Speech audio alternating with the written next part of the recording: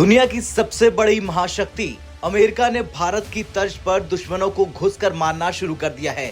जहां एक तरफ भारतीय नौसेना लगातार अपने एक्शन से हुतियों और समुद्री लुटेरों की नींद उड़ा रही, तो दूसरी तरफ अब संयुक्त राष्ट्र अमेरिका ने हुती विद्रोहियों के खिलाफ अपना सबसे बड़ा एक्शन शुरू कर दिया है। साथ ही अमेरिका और यूनाइटेड किंगडम ने हुती विद्रोहियों के खिलाफ हवाई और जमीन पर 10 अलग अलग जगहों पर 30 से ज्यादा ठिकानों पर हमला किया।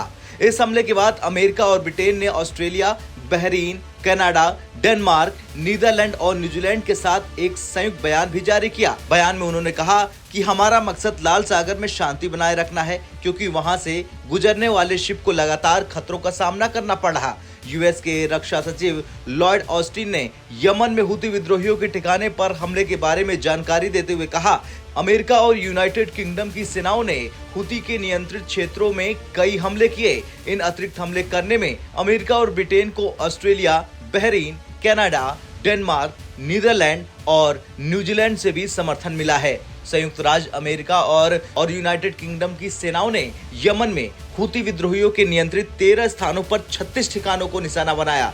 ये सामूहिक कार्रवाई हुती विद्रोहियों को साफ संदेश है, हमारा उद्देश्य दुनिया के सबसे महत्वपूर्ण जलमार्गों में शांति बनाए रखना और विश्व के महत्वपूर्ण जलमार्गों में से एक की रक्षा करने में बिल्कुल भी नहीं सोचेंगे। इन हमलों का मकसद ईरान समर्थित हुती मिलिशिया की शक्ति को नुकसान पहुंचाना है, जिससे अमेरिका और अंतर्राष्ट्रीय जहाजों के खिलाफ हो रहे लगातार हमले बंद किए जा सके।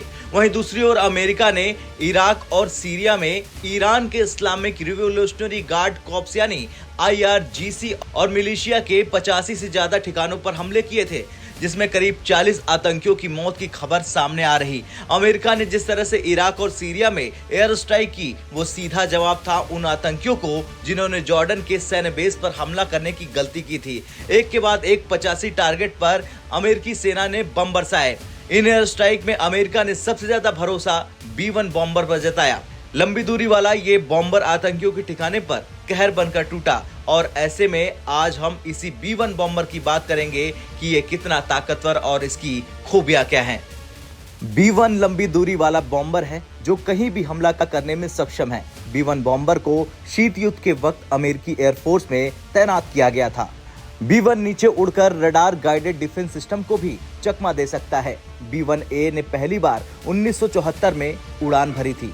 खैर, देखना तो ये होगा कि अब भारत के बाद अमेरिका जिस तरह से ताबड़तोड़ हमले कर हुतियों की नींद उड़ा रहा, उसके बाद क्या करेगा ईरान, और क्या भारत के दुश्मन पर अब पूरी तरह से चढ़ाई करेगा अमेरिका। आपका क्या कुछ कहना है, कमेंट कर जरूर बताएं। ब्यूरो रिपोर्ट, भारत तक।